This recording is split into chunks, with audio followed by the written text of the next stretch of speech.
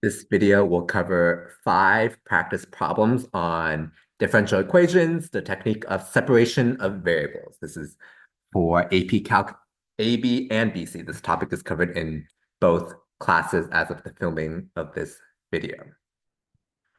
Okay.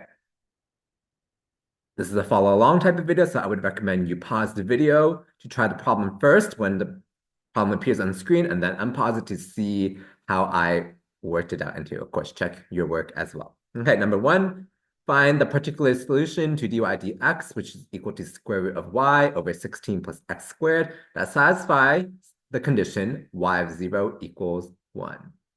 So go ahead and pause the video and try this first on your own.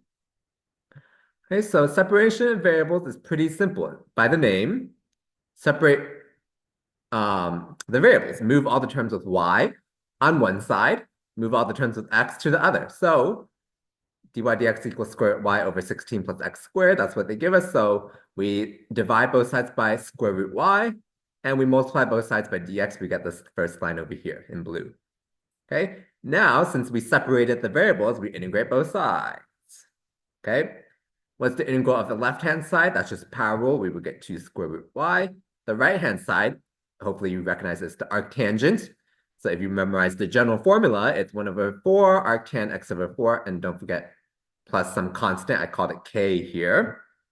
Okay, I didn't call it c because I'm going to use c in the next line. Okay, so we want to start solving for y. Or we could start solving for y because we need to find a function. And we usually write functions as y equals f of x, some function of x. So we start solving for y, so we got to divide by 2 on both sides. And so that's why I changed it to c. So k over 2, I just called it some new constant c. You could technically just call the c and the c as well. But I just, for explanation purposes, I want to use a different variable, okay?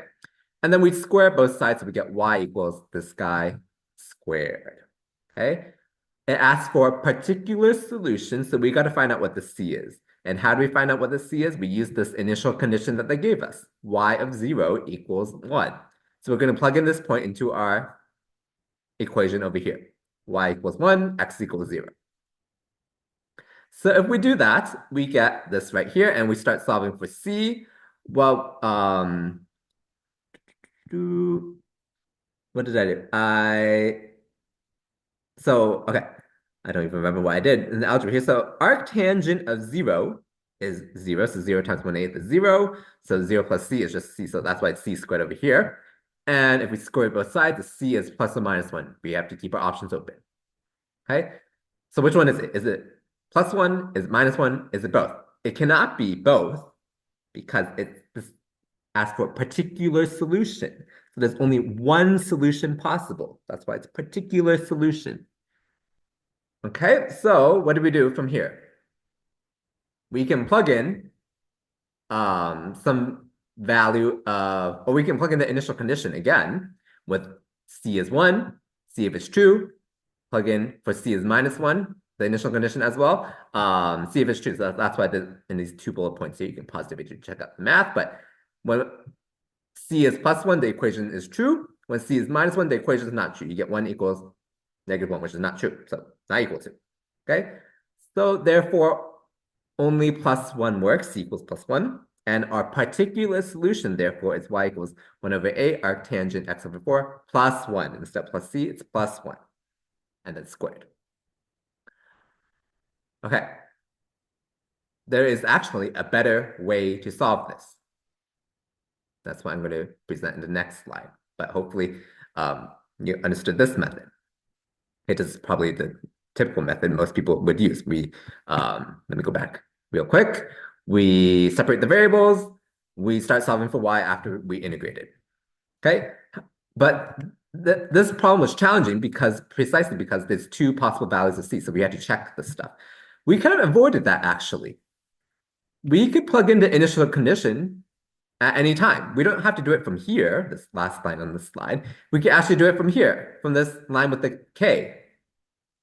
And if we do it from here, actually, there will be no ambiguity. So let's see what happens, okay? So that's why I said for this first point, it would be better to not find a general solution in the form y equals f of x first. Okay, so if we plug in, as I say, in that line with the plus k instead, what do we get? We get 2 square root 1 equals 1/4 arctangent x over, or sorry, x is 0, so 0 over 4 plus k.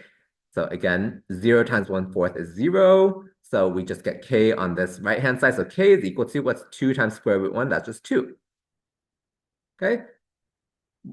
K is 2, but c was 1 on the other side, right? There's something wrong? No, because it's a different constant. That's why, again, I chose a different letter. So the particular solution, we plug in k into this line right here, and then we can solve for y from here. So we would divide by 2 on both sides. So when we divide by 2, see, it becomes 1, which is the c that we found in the other slide. So my point is, you can plug in the initial condition at any time when you have a general solution. You don't have to do it from this point, this last line over here. You can do it from this point up here as well. You can even do it from this point over here, but it might be ambiguous over here still. Okay. Actually, I don't think it would be from this line over here, but for sure it is from here. Okay. Hopefully that made sense. Number 2, what function has derivative f prime of x is equal to e to the x cosecant y that passes through the origin? So go ahead and try this one. So we need to find an f of x whose f prime is this, and that passes through the origin. So the initial condition is f of 0 equals 0. It needs to go through the point 0, 0. So we have to realize that. That's the initial condition. So we first find a general solution first. We separate the variables so we can change this f prime to dy dx. So it's like before, we separate the variables, move all the terms with y on one side, move all the terms with x to the other, and then we can rewrite 1 over cosecant as sine. Okay, and then we integrate both sides. So integral of sine is negative cosine. Integral e to x is just e to x. I wrote the plus c on this side. You could write it on any side technically. I wrote it on this side over here. Okay. So here I'm using that tip I talked about 2 slides ago.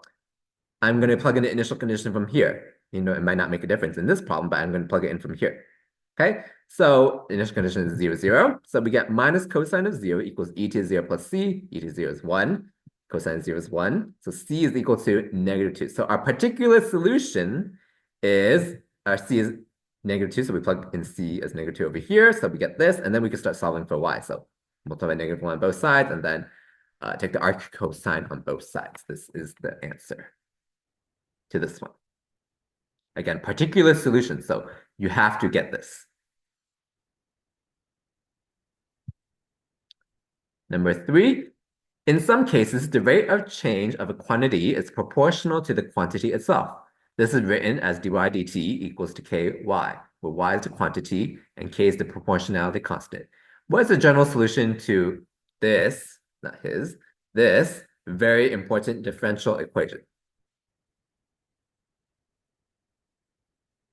Okay, the reason they say this is important is because if you take a actual differential equation class, you'll see that this solution is used in a lot of different cases. So if you don't even remember, we could solve it, but actually, so that's what I did on the right-hand side over here. But if you realize whose derivative is itself, that's the exponential function, e.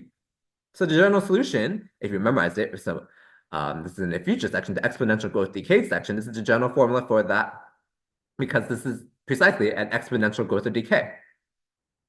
It's y equals c e to the kt. That's the general solution. Okay, so how do we derive this? So I derived it on the right-hand side. So we start with the differential equation, dy dt is equal to ky. We separate variables. So we divide by y and move this dt to the other side. So integrate both sides. The left-hand side is ln y. This side parallel, so kt plus b. I call the constant b here. We can solve for y. We exponentiate both sides. So y is equal to e to the kt plus b. Properties of exponents, we can rewrite it as e to the kt times e to the b. E to the b is just a constant. Let's call it c. c e to the kt, therefore. Okay. This is important, again, because in differential equations, a more advanced class, this is like the fundamentals. And this is also important for this AP Calculus class itself, because this is the basis for the exponential growth decay problems that you'll need to know how to solve. Okay. Number 4, a particle moves along the x-axis with acceleration at time t, given by a of t is 3t. Find the function describing the particle's position if it travels at a rate of 2 feet per second when t equals 0, and is 3 feet to the right of the origin when t equals 1. So go ahead and try this. This you might have learned even before you learn about separation of variables and all that. This is the typical acceleration, velocity, position type of problem where we integrate with the initial conditions. It is a differential equation, though, technically, but you might have learned it even before you learned about differential equations and all that. Okay, so to find v of t, we just integrate the acceleration. Okay, so what's the acceleration? They give it as 3t, so integral 3t dt, that's just the power rule, so 3 over 2 t squared plus c. Okay, initial condition, it tells us that it travels at a rate of 2 feet per second when t is 0. So the velocity, this is the velocity at t equals 0. So v of 0 is 2. That's how we get this initial condition, okay? So we plug that in, we solve for c, we get c equals 2. So our velocity function is 3 over 2t squared plus 2. We found the plus c, okay? And now we're going to find the position function, and we do that by integrating the velocity. Okay, so as I said, you might have done these before, even differential equations, when you first learned about antiderivatives. Okay, so we integrate this function. Again, that's just power rule. And we use the initial condition. Let's go back to the question. It's 3 feet to the right of the origin when t equals 1. So x of 1 is equal to 3. That's the condition, initial condition right there. Okay. So we solve for c equals half after we plug in that initial condition, and therefore our position function is half t cubed plus 2t plus half. Okay. By the way, this when it's a second order differential equation, this is a second order because acceleration is the second derivative of position. Okay. So when there's a second order differential equation, they need to give you two initial conditions, which they did. One for the first derivative and one for the zeroth derivative, which is the without not taking any derivatives. Okay. 5a, if a ball is thrown upward and reaches the maximum height when t equals 2 seconds, give the function representing the ball's velocity. So go ahead and try this one. The keywords are its maximum height when t equals 2. Okay. So how can we translate that to like a value or equation or anything like that? Okay. We're interested, by the way, we're finding the velocity. So the problem didn't give it. I'm assuming that you might need to memorize this. But if not, the problem should give it, in my opinion. I think usually they give it. But a solution due to gravity is constant. It's minus 32 feet per second squared, or negative 9.8 meters per second squared. Okay, if you ever take a physics class, this is something you would need to memorize for sure. But anyway, so acceleration is minus 32. So velocity is the integral of acceleration. So integral of minus 32t dt, which is power rule minus 32t plus c. Now, this is where we have to understand when it's at its maximum height, the velocity is 0. You can just imagine when you throw up a ball and it's at the max height, it stops moving, which means the velocity is 0. Okay? So we write that as v of 2 equals 0. That's our initial condition, actually. Okay?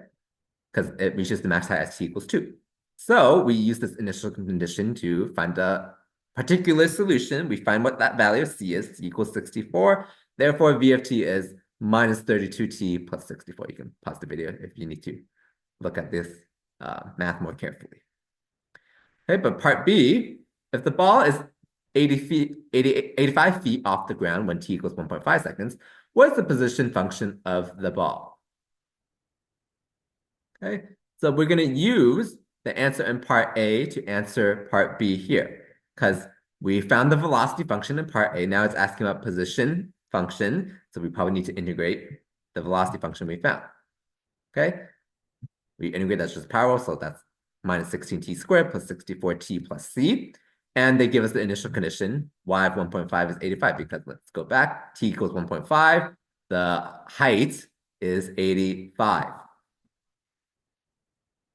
Okay, so that's what happened over here. We solved for c equals 25. You can check out the math by pausing the video. So therefore, a y of t is 16t squared. Should be a minus over here, my bad, plus 64t plus 25. Okay, and that's the 5 problems in this problem set. Hopefully it was not too bad. The hard parts are probably the word problems. You have to realize that when it's max height, velocity is 0. Otherwise, these differential equations that require separation of variables is actually not too bad, as you can see. Okay. Hopefully this was helpful. Please give us a like if it has benefited you in any way, and please feel free to check out other practice problem sets on my channel if you're studying for the AP Calculus exam.